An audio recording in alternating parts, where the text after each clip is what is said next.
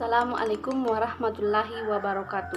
Perkenalkan, nama saya Rika Mardayani, mahasiswa Pendidikan Islam Anak Usia Dini, Fakultas Tarbiyah dan Keguruan Universitas Islam Negeri Alauddin Makassar.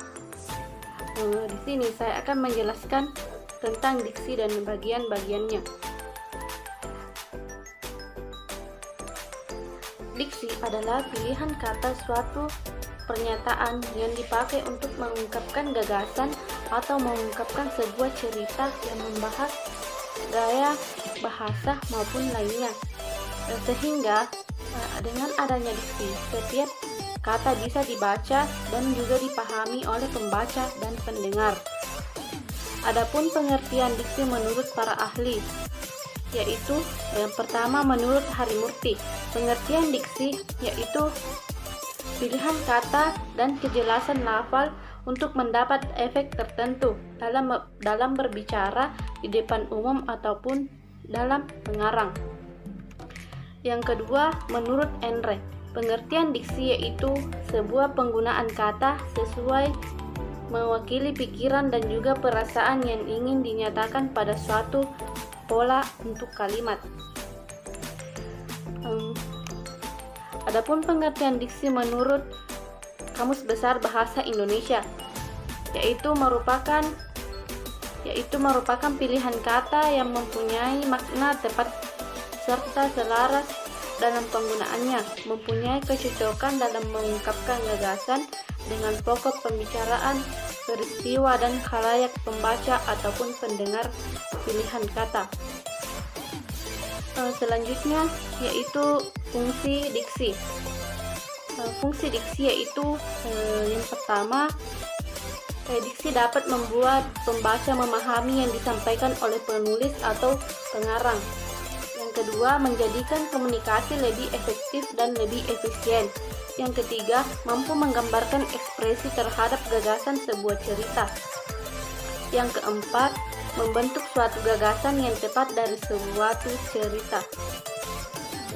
Selanjutnya, jenis-jenis diksi. Jenis-jenis diksi berdasarkan maknanya, yaitu yang pertama, makna denotatif. Makna denotatif artinya makna asli, makna sebenarnya, atau makna asal dari sebuah kata ataupun kalimat. Contoh dari makna denotatif yaitu Sari sangat gemar membaca, jadi tak heran bila dia pintar serta berpengetahuan luas. Makna yang kedua yaitu makna konotatif. Makna konotatif menyatakan bahwa makna yang memiliki arti bukan sebenarnya terhadap suatu kalimat atau kata. Contohnya, seorang ayah banting tulang, tidak kenal lelah, bekerja dari pagi sampai petang hanya untuk menghidupi keluarganya. Di sini banting tulang bermakna bekerja keras. Ini adalah jenis-jenis diksi berdasarkan leksikal. Yang pertama, sinonim. Sinonim adalah pilihan kata yang mempunyai persamaan makna. Penggunaan kata sinonim umumnya dimaksudkan untuk membuat apa yang dikatakan atau dituliskan menjadi lebih sesuai dengan ekspresi yang diungkapkan. Contoh sinonim yaitu bahagia persamaannya gembira, matahari persamaannya mentari, lesat persamaannya enak, pandai persamaannya pintar, bagus persamaannya indah. Yang kedua adalah antonim, yang berarti kata yang mempunyai makna yang berlawanan, atau bisa diartikan juga dengan perbedaan kata atau lawan kata. Contohnya, naik lawan katanya turun, banyak lawan katanya sendiri, tinggi lawan katanya pendek, besar lawan katanya kecil. Ketiga adalah homonim, yakni kata yang mempunyai makna berbeda tapi lafal ataupun ejaannya sama. Contohnya, di awal bulan Bapak menerima gaji. Bulan purnama tampak sangat jelas dikarenakan langitnya tidak berawan. Kata bulan yang tertulis di kalimat pertama dengan kalimat kedua mempunyai lafal serta ejaan yang sama, tapi maknanya tidak sama. Pada kalimat pertama menunjukkan tanggal, sementara kalimat yang kedua ditunjukkan untuk bulan yang ada di langit. Jenis yang keempat yaitu homofon. Homofon merupakan kata yang bermakna dan berejaan beda, tapi punya lafal yang sama. Contohnya kalimat pertama, Yuli rajin sekali menabung di bank. Kalimat kedua, Kakak Ani adalah Bang Dimas.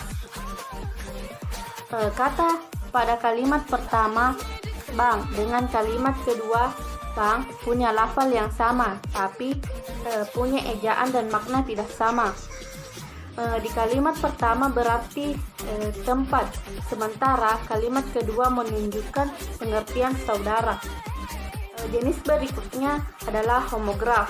Homograf merupakan kata yang bermakna dan berlafal beda namun mempunyai ejaan sama.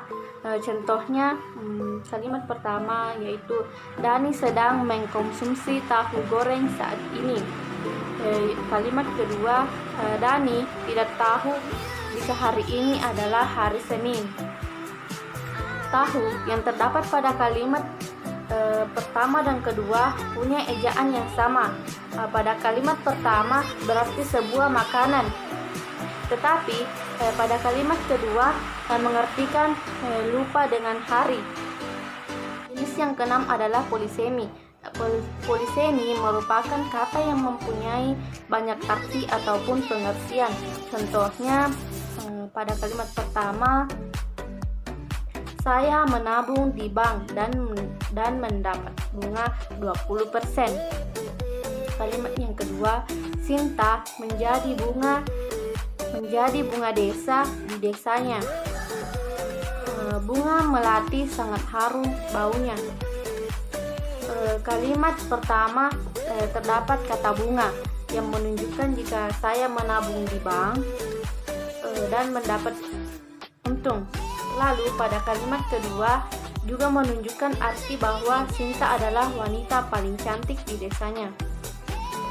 Terakhir kalimat ketiga telah menunjukkan bunga melati yang baunya harum. Jenis yang ketujuh adalah hipernim dan hipornim.